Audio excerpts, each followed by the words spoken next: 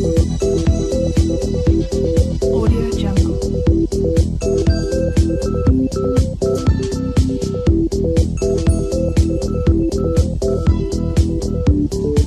Audio Jungle.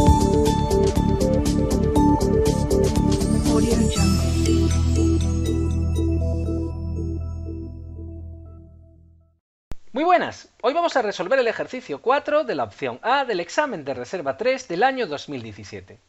En él nos proporcionan los potenciales de reducción para las siguientes sustancias y nos piden que respondamos a las siguientes cuestiones. En primer lugar, antes de comenzar con las cuestiones, siempre lo más importante es establecer la escala de potenciales de reducción. Recordad que no existe un potencial absoluto y se lo hemos asignado por referencia al electrodo de hidrógeno y a él le hemos asignado el potencial de 0 voltios. De forma que cualquier sustancia lo que haremos es compararla con ella.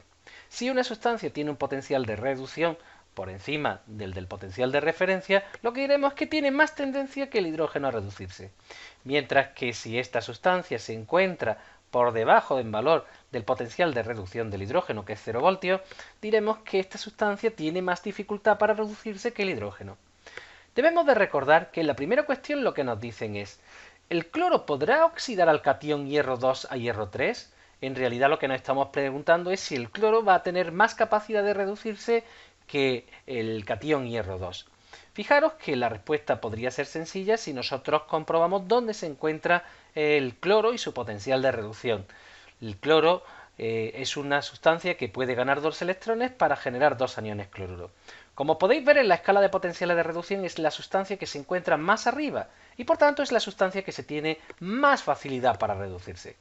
Fijaros que cuando nosotros estamos llevando a cabo este proceso, lo que estamos fabricando es una pila galvánica. Y en una pila galvánica, para que pueda funcionar, el proceso tiene que ser espontáneo. Y un proceso es espontáneo cuando su energía libre es menor que cero. Y eso solo ocurre cuando el potencial o fuerza electromotriz de la pila sea mayor que cero. Para ello tenemos que recordar que la energía libre y el potencial de la pila estaban ligados. Y la forma en la que se calculaba el potencial de la pila. Siempre, siempre, siempre cátodo menos el ánodo. Lo que es importante es recordar qué ocurría en el cátodo. En el cátodo se produce la reducción y por tanto en él tiene que encontrarse el cloro que va a tomar los 2 electrones para obtener 2 aniones cloruro. Mientras que en el ánodo lo que va a ocurrir es la oxidación. En él los cationes hierro 2 perderían electrones para pasar a catión hierro 3.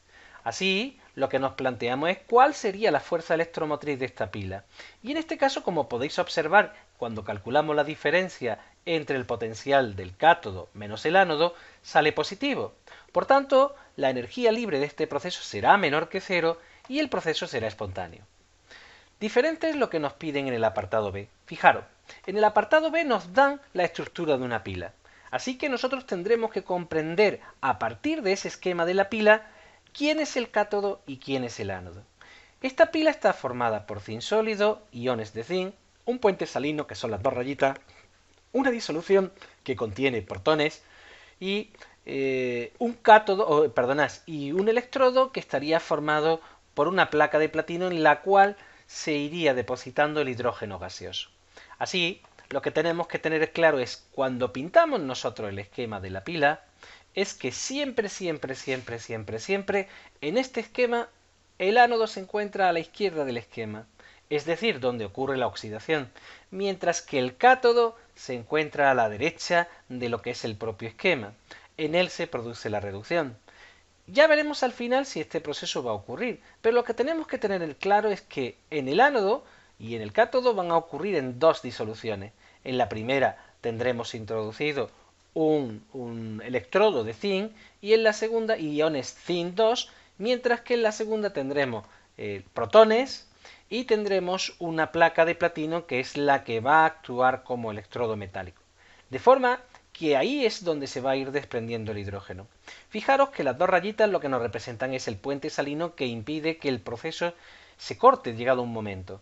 Y aquí es donde nosotros tenemos que darnos cuenta. Los electrones van a empezar a circular desde el ánodo hacia el cátodo. Y en este proceso lo que estará ocurriendo es que el zinc metálico estará perdiendo electrones que irán por el circuito y ese zinc metálico que pierde electrones pasa a la disolución. Fijaros que pintamos cuál es el sentido de circulación de estos electrones hacia el cátodo en el cual va a empezar a desprenderse hidrógeno. Pues bien, una vez que tenemos nuestro esquema para esta reacción y lo entendemos, es cuando nosotros podríamos calcular el potencial de la pila. Fijaros que como el cátodo es el hidrógeno, ¿vale? Y el ánodo está formado por el electrodo de zinc, cuando calculamos la diferencia de potencial entre el cátodo y el ánodo, lo que obtenemos es una fuerza electromotriz para la pila positiva. Por tanto, podremos decir que ese proceso era también espontáneo y la fuerza electromotriz de 0,76 voltios. Finalmente, fijaros, nos proponen otra pila. En este caso, esta pila estará formada por un ánodo en el cual nosotros tenemos un electrodo de cadmio y una disolución de cadmio, un puente salino, una disolución de iones cobre y finalmente el cátodo donde se lleva a cabo la reducción es el propio cobre. Así tendremos. Pintamos nosotros nuestras dos disoluciones, el electrodo de cadmio, la disolución, los iones cobre, su electrodo de cobre. Fijaros cómo pintamos también el puente salino para que se establezca la circulación de carga eléctrica. Unimos los dos electrodos metálicos, fijaros, con un cable y colocamos un voltímetro para medir el potencial. En este caso los electrones estarán pasando desde el ánodo hacia el cátodo, como siempre decimos. Calcularíamos la fuerza electromotriz de esta pila y fijaros como el valor que nos sale es de 0,743 voltios. ¿Qué es lo que me proporcionan en el enunciado? Como sabemos cuál es el valor, del potencial de reducción del cobre, que nos dicen que tiene un valor de 0,34 porque aparece como un dato, simplemente lo único que tendríamos que sería es despejar el valor del ánodo para poder determinar cuál será el potencial de reducción del cadmio. Y en este caso, el potencial que está utilizando el cadmio en el proceso de reducción es de menos 0,403 voltios. Y con esto tenemos terminado el ejercicio.